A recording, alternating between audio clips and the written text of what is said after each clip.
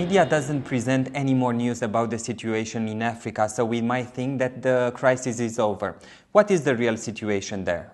The real situation is that the figures are going down, and especially in Liberia. But the situation in Guinea and Sierra Leone is still a very, very serious one. There are new cases out in the countryside, and it will probably take a long time until we have found and eradicated the last case. This means that we are still talking about a crisis there. Yes, yes.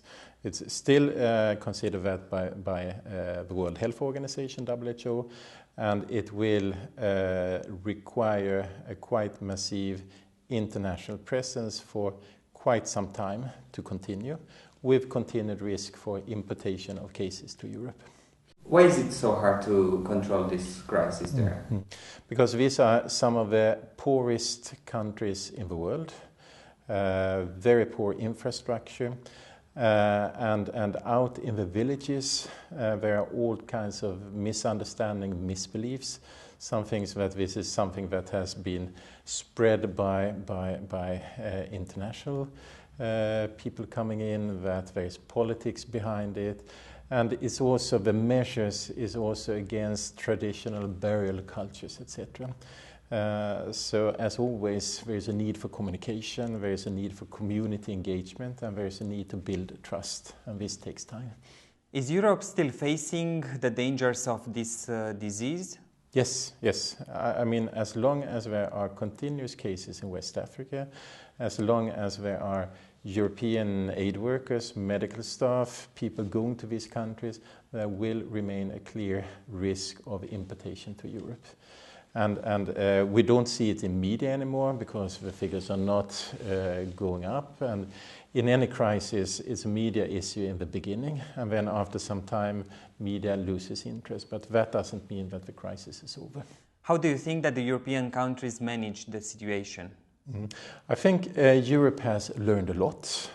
When WHO declared this as an international event of global concern in August last year, all countries were starting to look at their national preparedness, and a lot of work started.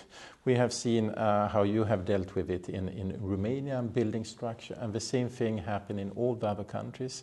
Knowing the situation, looking at transportation, looking at staff safety, getting procedures in place, getting training, etc.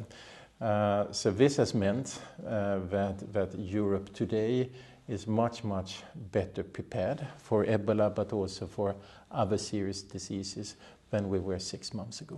So the investments now will pay off also in regarding other diseases? No? Yes, because Ebola is one disease, and hopefully by the end of this year the acute crisis in Africa will be over. But we are facing other crises. There is MERS coronavirus in Saudi Arabia. There may be a new influenza strain coming up. We had SARS in 2003. In your country you have a problem with multi-drug resistant tuberculosis, and the discussions now on personal protection are also important for other diseases. What are the perspectives for ending this crisis in Africa? The perspectives are good. We have good examples from Liberia. Still a lot of work to be done in the other two countries, but eventually the crisis will be controlled, even though it may take some time.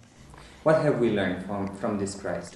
We have learned that we need preparedness, we need better preparedness, and this is a work that should not start during a crisis, but before a crisis. Previous work on the pandemic also increased the level of preparedness, and this has added a new thing. It's important now that every country is doing some kind of lessons learned, but also taking stock of this and keeping this preparedness and the guard up for the future. Because we know that any crisis with infectious diseases could hit us at any time, and at a very, very short notice. It takes only a few hours to travel the globe, and with this global village, and any country is vulnerable. So the fine work that has been done here in Romania and Europe is a good investment.